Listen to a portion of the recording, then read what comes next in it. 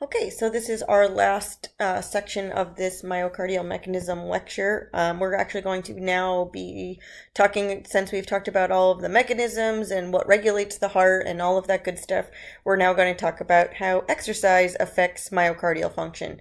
First, we're going to talk about how an acute bout of exercise affects myocardial function, and then actually how chronic training affects the heart as well. Okay, so specific alterations in cardiovascular function that occur during exercise depend on several factors. One is the type of exercise.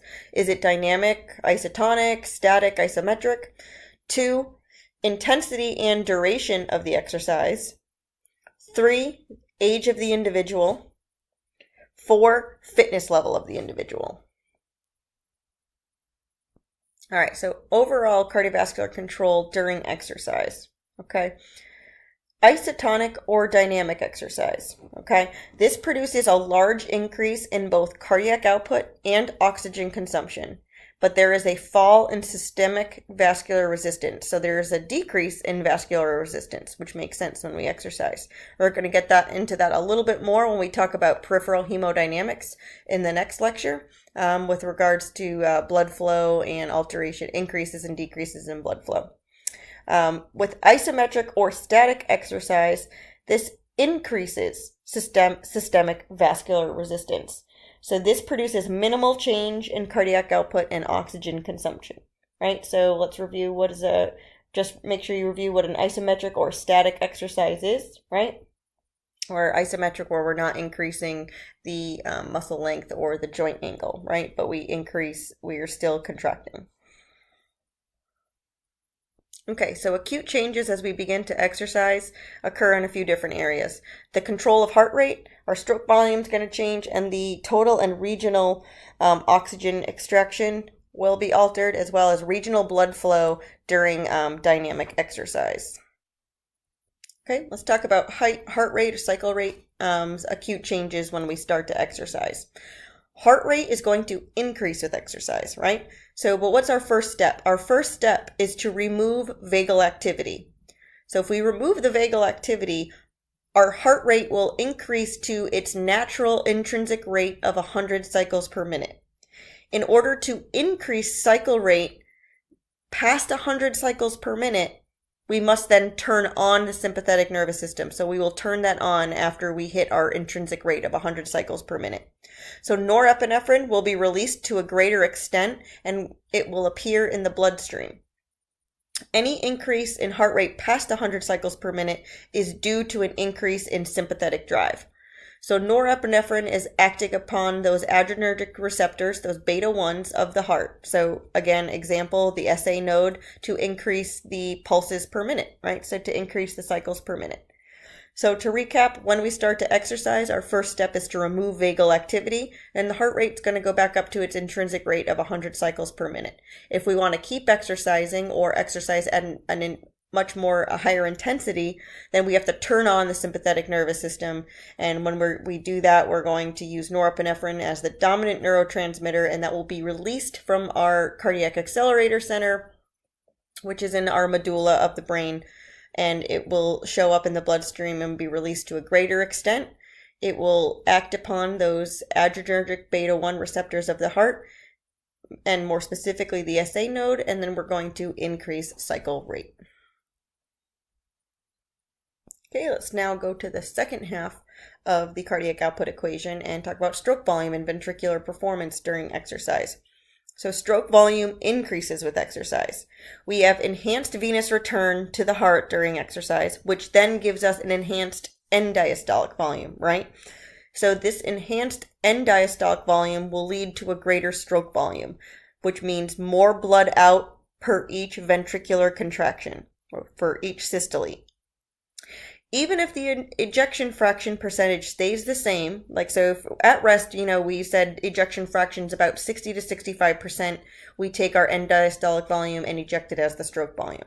Okay, right? But even if ejection fraction percent stays the same at that 60 to 65%, since we have a greater end diastolic volume during exercise, then we are going to be taking more blood per beat with the same percentage, right? So that makes sense. We're going to still be taking 65% of it, but a greater amount of that end diastolic volume. So therefore our stroke volume is going to increase as well. So that ultimately we go back to Frank's Darling mechanism. More blood in equals more blood out. Okay. Ejection fraction, though, can also increase during exercise. Due to the more vigorous contraction induced by our catecholamines, the ventricle can actually eject up to 85% of the end diastolic volume. So that means what is actually reduced is end systolic volume. Okay, so with enhanced contractility, we actually have the ability to increase our ejection fraction. So we can go from 65% up to 85% taking of that end diastolic volume. So we're ejecting a larger stroke volume. So if we increase our ejection fraction from 65% or so to about 85%, that means our end systolic volume is going to be decreased. So the volume of blood which is left in the ventricle is going to be decreased. Makes sense? Because if we're taking more of that end diastolic volume or increasing the percentage of that end diastolic volume that we're taking out per beat, then the amount of blood that's left over is going to be decreased per cycle. Okay, so let's talk about myocardial oxygen extraction. So the amount of oxygen the heart is extracting itself, okay? So myocardial O2 uptake and coronary blood flow increases sharply during exercise. Coronary extraction of oxygen is always so high that flow must increase in direct proportion to cardiac O2 uptake. So the only way to give coronary arteries more oxygen is to increase blood flow. So some epicardial vessels, right, are on the outside of the heart. Epicardial meaning on the outside of the heart. Those smaller epicardial vessels will actually constrict in order to redirect blood flow to those endocardial vessels, right? So what's within the heart, because those vessels need a lot of oxygen for that musculature and to deliver to those muscle tissues for it to keep working harder during exercise. So to reiterate, with coronary blood flow, the coronary arteries of the heart already actually withdraw and uptake as much oxygen as it can with each pass, right? So the only way we can actually give more oxygen to those coronary arteries is to in fact increase blood flow. Okay, so let's talk about the skeletal muscle pump during exercise. Okay, so our skeletal muscle pump aids in the movement of blood back to the heart via muscular contractions by pressing upon the vessels and will enhance venous return, right? So we have a relaxed muscle, but a contracted muscle will actually help enhance venous return, will squeeze blood flow up and quicker and blood flow back to the heart. So more blood flow back to the heart is going to enhance venous return. So this is an important factor with promoting venous return to exercise, which aids in stroke volume due to an increase in end diastolic volume, and again, which will lead to more blood in, more blood out, which is our Frank's Darling mechanism. So this skeletal muscle pump helps with venous return. Okay, with regards to our respiratory pump, if we should have a decrease in intrathoracic pressure, this will cause a decrease in right atrial pressure. And that's an important gradient for venous return, right? So if we decrease our pressure in our right atrium, we will have more blood coming into the heart, right? So that diminished atrial pressure allows for a wider gradient for blood to enter. Thus, this will provide us with enhanced end diastolic volume and again, stroke volume, which relates to Frank's Darling. Okay, so a couple points to notice about the heart during chronic exercise. Effects on myocardial adaptations. So we'll talk about central adaptations.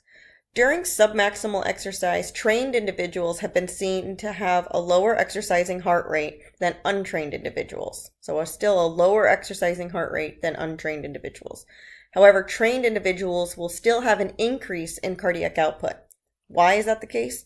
That's because they have an increased heart size. So left ventricular mass can actually increase up to 50% in trained athletes. This is usually due to an increase in resting end diastolic volume. So trained individuals naturally have an enhanced venous return and which enhances end diastolic volume. So protocols which do not train individuals above 70% of VO2 max usually don't see those adaptations. So this has to be a chronic, usually those adaptations are if someone is chronically training above their 70% of their VO2 max or peak.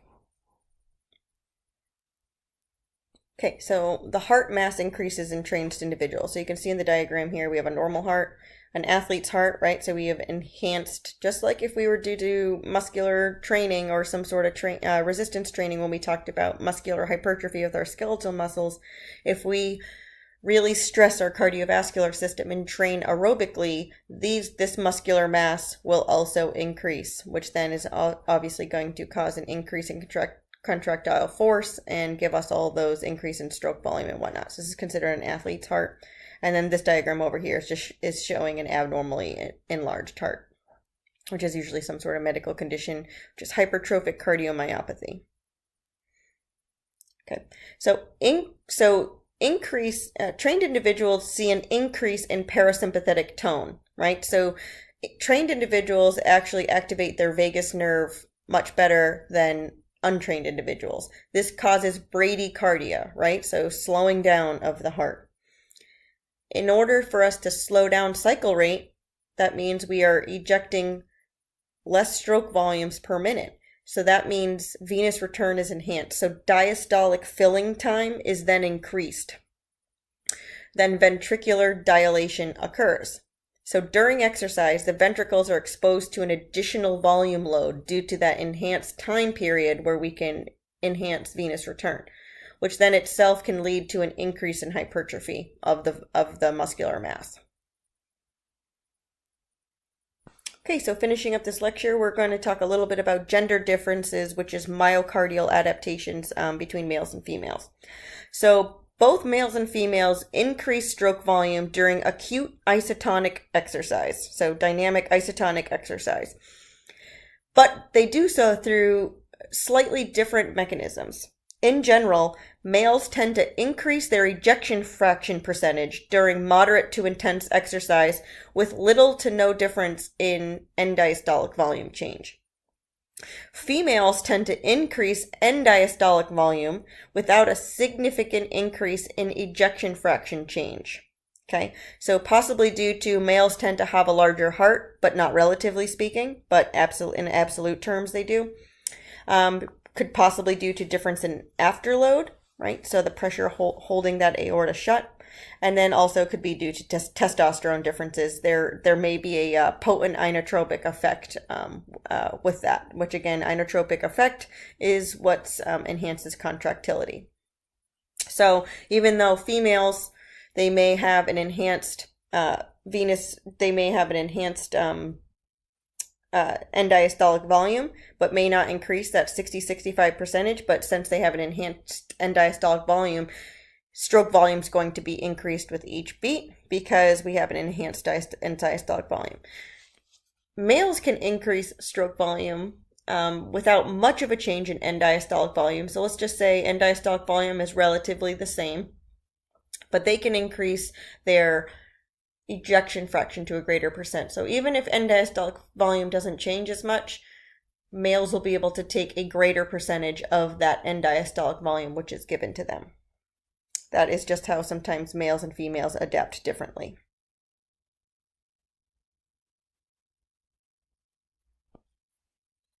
Okay, so that wraps up the end of our myocardial mechanism lecture. What all the mechanisms are, and also how exercise affects the heart as well, acutely and chronically. Next lecture, we'll be talking about peripheral hemodynamics, and then we're going to do a little bit of introductory to respiratory physiology.